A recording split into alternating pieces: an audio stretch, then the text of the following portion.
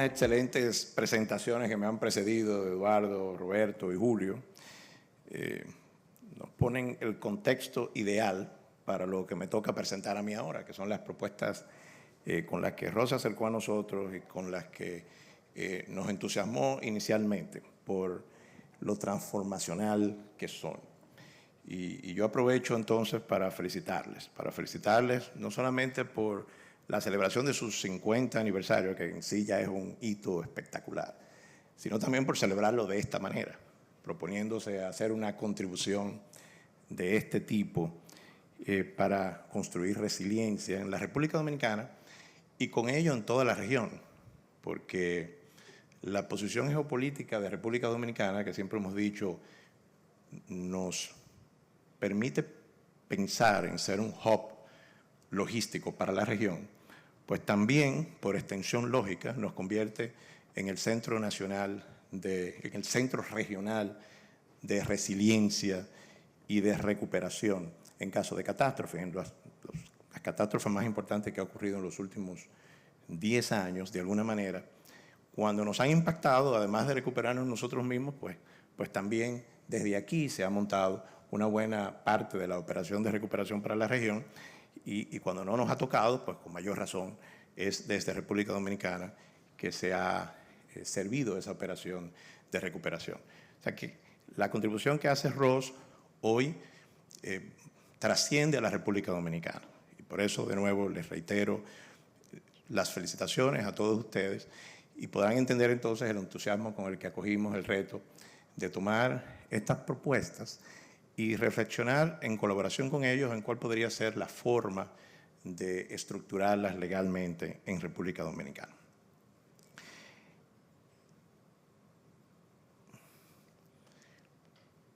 Y paso a describir cuáles son las dos iniciativas de esa propuesta. La primera que nos presenta Ros es la de crear una estructura que pudiera optimizar la recepción, gestión y canalización de fondos privados en casos de desastre. La motivación detrás de esa primera iniciativa era la observación por parte de Ros de que en algunos desastres naturales importantes en países vecinos, si bien la comunidad internacional inmediatamente había respondido con disposición de fondos y la capacidad de fondear la recuperación, esos fondos no habían podido ser canalizados efectivamente por la inexistencia de vehículos receptores adecuados o vehículos que tuvieran la gobernanza que transmitiera a esos actores internacionales, proveedores de fondos, la certeza requerida para esa canalización. Entonces, por un lado era la inexistencia de un vehículo receptor adecuado y por otro lado, cuando existía algún vehículo, la insuficiencia en términos de gobernanza de ese vehículo. Y así Ros observaba en estos casos todo el dinero que la comunidad internacional, aportante, institucional o no, había efectivamente puesto a disposición, no pudo ser canalizada para garantizar en el corto plazo una recuperación efectiva. Entonces, esa es la motivación detrás de la primera iniciativa. La segunda iniciativa era la de destinar al menos una fracción del recaudo del impuesto selectivo sobre los seguros a la adquisición de seguros especiales que pudieran ayudar a la reconstrucción de la infraestructura en la República Dominicana. Y el tipo de seguro al que se refería Rosa en su propuesta de manera muy concreta era precisamente ese seguro paramétrico que Julio muy bien acaba de describir. Entonces, una forma de ver esta propuesta es como pensar en la iniciativa 1 como la iniciativa para la gestión de fondos privados para la recuperación y la iniciativa 2 como una iniciativa pensada para la gestión de fondos públicos para la recuperación. Y la idea que está flotando en todo ello es que el resultado de estas dos iniciativas terminaba siendo una alianza público-privada espectacular. Porque Si bien es desde el sector privado, y todos estamos convencidos de ello, que se debe gestionar y catalizar el desarrollo, es siempre precisamente acercándose al sector público con ese propósito de alianza público-privada. La belleza de esta propuesta y de la forma como estas dos iniciativas convergen es precisamente que terminan creando una alianza público-privada muy efectiva. Y además terminaban creando una estructura que permitía una gestión estructurada y de carácter permanente para la mitigación y gestión de desastres. ¿Y por qué quiero insistir en esto? Porque nosotros venimos de una experiencia interesantísima. COVID. El sector privado, trabajando junto al sector público, efectivamente demostró una capacidad de respuesta que terminó produciendo resiliencia de una manera que ha sido ejemplo en el mundo entero, citada y estudiada. Pero esa alianza público-privada que permitió una capacidad de recuperación tan buena en el caso de COVID, surgió de manera espontánea y surgió de manera reactiva ante el desastre. La propuesta de Ross nos lleva a crear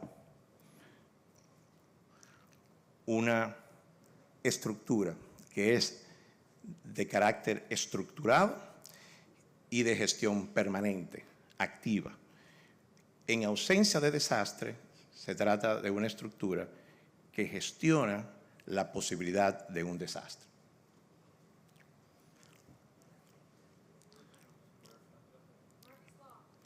Me imagino que yo debo hacer como los anchors de televisión ahora, que hago un chiste en lo que vuelve la...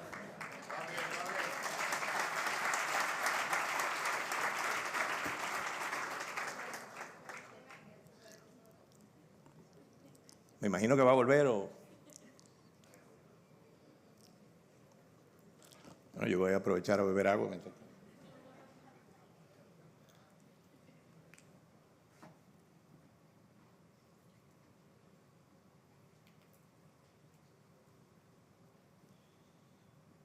Y con ello viene un spoiler, porque no estábamos ahí.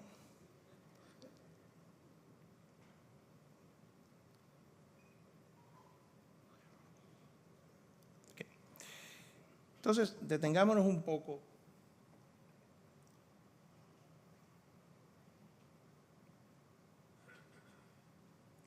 en la iniciativa 1, la de crear esa estructura que permita captar, gestionar, canalizar fondos privados en caso de un desastre.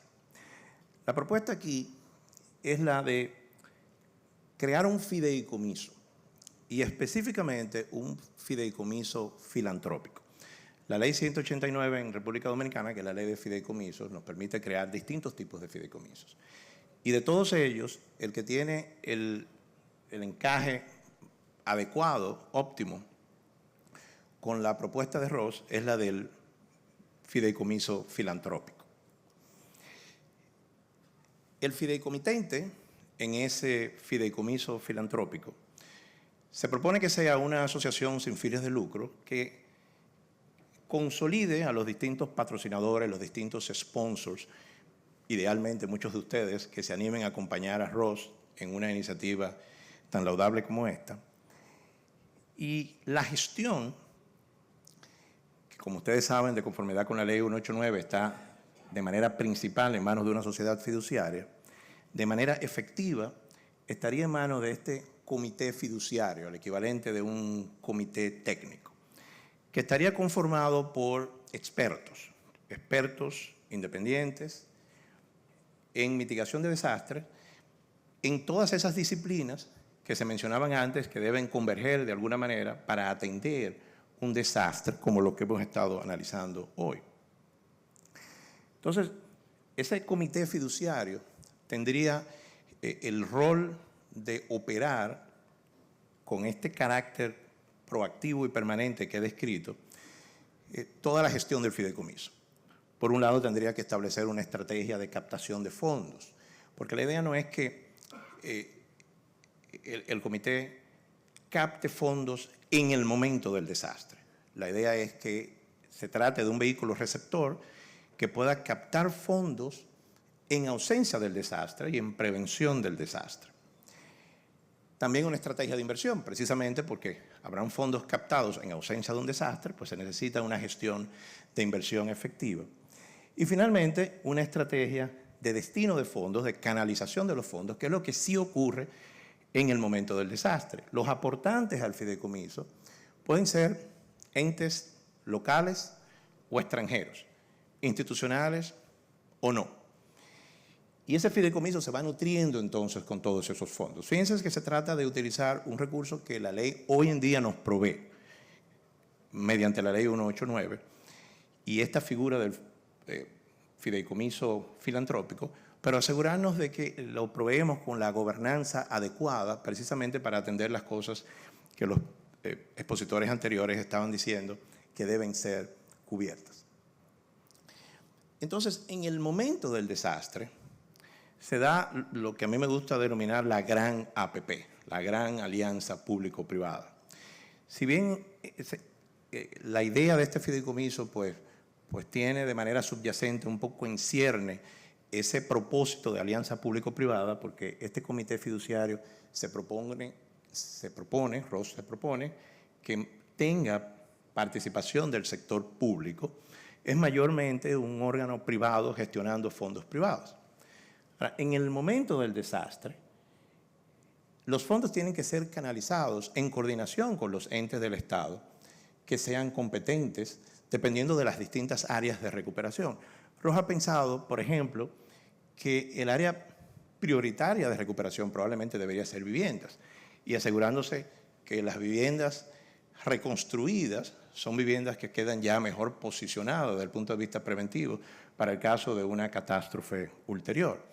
Pero estamos hablando de todas maneras, en cualquiera de los casos, de proyectos que tendrían que ser realizados con el Estado en el contexto legal existente en el momento. Hoy en día, por ejemplo, la Ley 340 de contrataciones públicas regiría mucho de lo que sería necesario hacer en el momento de la canalización de estos fondos. Y esas asociaciones sin fines de lucro que ustedes ven ahí del lado de flujo, en la propuesta se ven como entes canalizadores, dependiendo de la zona geográfica o el tipo de desastre que debe ser atendido. De manera que el comité fiduciario gestiona de manera activa, capta, invierte, canaliza en el momento del desastre y lo hace a través de asociaciones sin fines de lucro que sean pertinentes dependiendo de la zona geográfica y el tipo de desastre. Bajo la ley 189 y en general en el marco legal dominicano, este fideicomiso se beneficia de las mismas exenciones fiscales con las que se beneficia una asociación sin fines de lucro por una extensión de la ley. Y las donaciones de los aportantes, cuando sean locales, pues se benefician también hasta el 5% de renta neta imponible de la capacidad de deducción. O sea que el mismo régimen fiscal que aplicaría para una asociación sin fines de lucro aplica por extensión a este fideicomiso con un régimen de gobernanza mucho más robusto. Cuando nos vamos a la segunda iniciativa,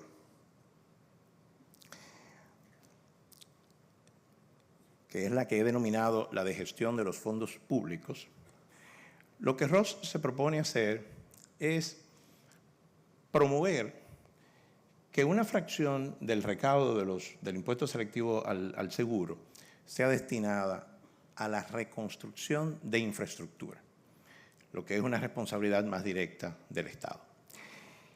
El hecho de que exista en República Dominicana un impuesto selectivo al consumo, de alguna manera es algo un poco atípico, es casi un poco aberrante, ¿verdad? Porque termina siendo un disuasor, termina generando un desincentivo a cambiar esa cultura de aseguramiento de la que se refería Roberto. Y me imagino yo que Ross pudo haber tenido la tentación de hacer una propuesta diferente, que fuera la de, bueno, deberíamos eliminar el impuesto selectivo al seguro para poder contribuir a fortalecer esa cultura de aseguramiento. Y sin embargo, en lo que a mí personalmente me ha parecido siempre una genialidad desde el punto de vista de Ross, dice, no, el impuesto ya existe, es ya una parte importante, Roberto decía, no ha crecido demasiado, pero sigue siendo una porción importante del recaudo. ¿Por qué no entonces destinarlo a algo que está muy cercano a su naturaleza? Que es justamente la recuperación en caso de desastres. Y la propuesta entonces, alrededor de esa idea, es modificar una ley que existe en República Dominicana, que es la Ley 147 de Gestión de Riesgos, que crea nuestro propio FEMA, si quisiéramos seguir con las analogías que hemos estado usando esta noche, crea el Fondo Nacional de Prevención y Mitigación y Respuesta ante Desastres, para que el impuesto selectivo sobre el seguro nutra de manera especial ese fondo, número uno, y para que se destine esa inversión a la adquisición de seguros especiales, entre los cuales el seguro paramétrico que ha sido descrito por Julio es el más importante en el que ha pensado Ross. Entonces, si bien la iniciativa 1, la de gestión de fondos privados, es realizable con la estructura legal que existe en este momento en República Dominicana, la iniciativa 2 sí requiere convencer respecto de una modificación legislativa. Menor, pero trascendente. La ley orgánica de presupuesto, que es la ley 253, establece que en principio los impuestos recaudados no pueden ser destinados a un uso predeterminado, excepto si lo dispone una ley especial. Y la propuesta entonces es convertir a la ley 147 de gestión de riesgos en esa ley especial, que provoque esa modificación a la ley orgánica de presupuesto, de manera que esa fracción que sea determinada de recaudo del impuesto selectivo al seguro pueda ser destinada a la adquisición de seguros paramétricos y otros seguros que puedan movilizar la reconstrucción de infraestructura de manera óptima, de manera acelerada en caso de desastre. De manera alternativa y transitoria, si se quiere, en lo que se logra una modificación legislativa, pues siempre está la oportunidad de seguir generando conciencia sobre la importancia de utilizar las partidas presupuestarias que podamos utilizar para destinarlas a nutrir el Fondo Nacional de Prevención, Mitigación y Desastre. Estas son las dos propuestas concretas de Ross y la forma como se estructurarían legalmente en República Dominicana. Muchas gracias.